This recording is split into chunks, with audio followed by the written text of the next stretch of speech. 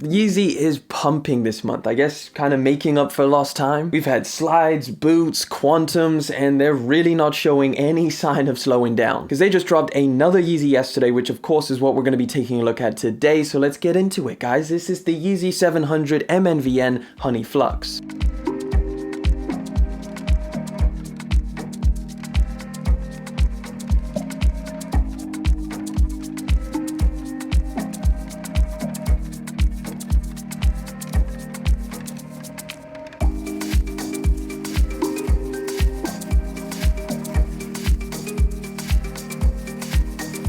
I wonder if Yeezy will ever do a box redesign, like change up the just plain old cardboard with the text, and I wonder what that would look like. It'd be very strange because this is pretty much the only Yeezy box that we've had, the brown cardboard. I know that the 750s came in something different, but for the most part, this has been the Yeezy box. Either way, until that day when they do change it, we're getting the 700 on the top, the boost on the side, and let's slide these open. And of course, today's pair of sneakers, guys. This is the Yeezy MNVN Honey Flux.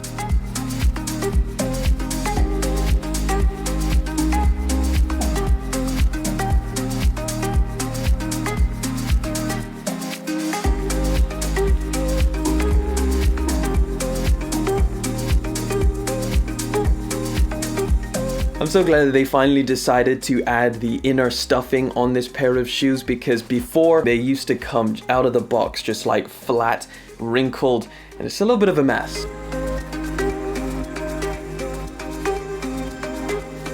How has this sneaker gone from being one of the most limited Yeezy sneakers back in 2020 to here in 2021 being sat on shelves? Remember when the Yeezy MNVN was city exclusive and they had certain colorways allocated to certain cities for in-store only release? Well, obviously that has changed quite a bit here in 2021. Like I said, these dropped yesterday, September the 20th. They retail for £180 here in the UK or $220 if you're out in the US. And they're pretty much at retail price on the secondary market. Some of the sizes you can even get for under retail ship. Now I want to be clear, that doesn't make this a bad shoe. In fact, I actually happen to really like the Yeezy MNVN. All it means is that we're just a little bit spoiled for choice when it comes to the Yeezy 700. Like, we've had a plethora of different really solid V1 and V2 options and colorways to go for, and of course they've been releasing quite a few really solid colorways of the MNVN itself. The Honey Flux thankfully is a really nice colorway. It's like a subtle deeper tone of a yellowish orange. It's very easy to mix this in with a lot of different outfits. It's almost a little bit of brown as well. It's not screaming in your face, it's subtly yelling from afar. I don't know if that made sense, but essentially what I'm trying to say is it's a very nice colorway that I think is going to go with a lot of different outfits.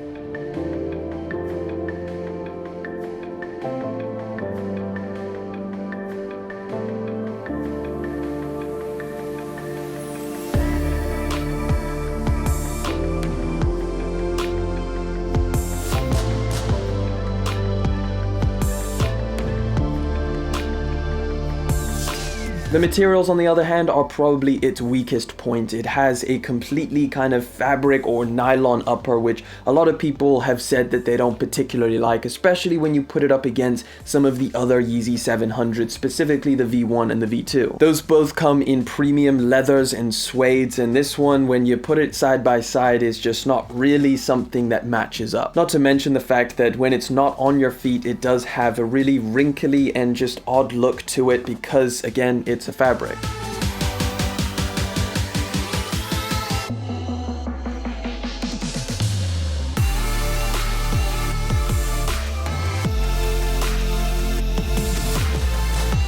However, one of the pros of this fabric is when you do put it on foot, I think it holds a really, really nice shape and just has something really attractive about it. It gives it a really sleek appearance. However, of course, because it still possesses the exact same midsole that are on the V1 and the V2, it still has that chunky vibe to it as well. And I think the combination makes it a really nice mix of modern and retro and just quite a cool looking sneaker in general. Now, of course, that midsole being straight off of the V1 and the V2, it still has boost, and from my recollection, every single MNVN has come in this black midsole. Like, they haven't changed that up at all. I don't know whether they'll do that in the future, but for right now, all we're getting is that contrast between the black midsole and a different colored upper. It's kind of like the fun Yeezy 700, being able to splash these really vibrant colors on the upper while still keeping that same monochromatic blacked out midsole. The Yeezy MNVN also has some reflective elements which make it look pretty cool when you hit it with the flash. The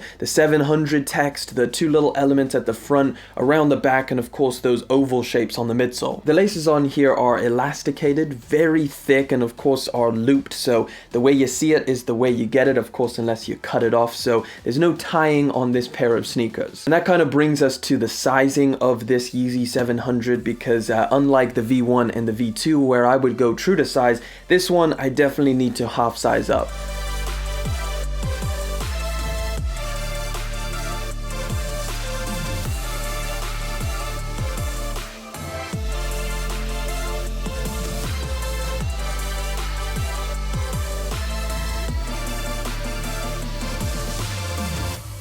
There's a couple different reasons for that. Of course, the main one being, I believe, these laces just not giving you much stretch to it. You can't really move these laces around. They're very thick. The second reason, I think, is the tongue. It's a super thick tongue, very, very padded, which feels great on foot, super comfortable. And then, of course, the little bit more narrow nature of this sneaker as well. It's a little bit more narrow than the V1 and the V2, so definitely a half size up, and I think that's going to be your best bet. So if you wanted to get yourself a pair of 700s and maybe didn't want to pay the price of the V1 or the V2, I think this is a really, really good option, even if it's not specifically the Honey Flux colorway, but there's plenty of them out there, and I think they're all pretty solid. But with that being said, I do want to know what you guys think of this colorway down in the comment section below. The Honey Flux, do you like it? Do you not? Let me know down there, and of course, thank you so much for coming through, hanging out for yet again another video. Thank you for liking, commenting, and of course, subscribing. I'll catch you guys in the next one, but until then.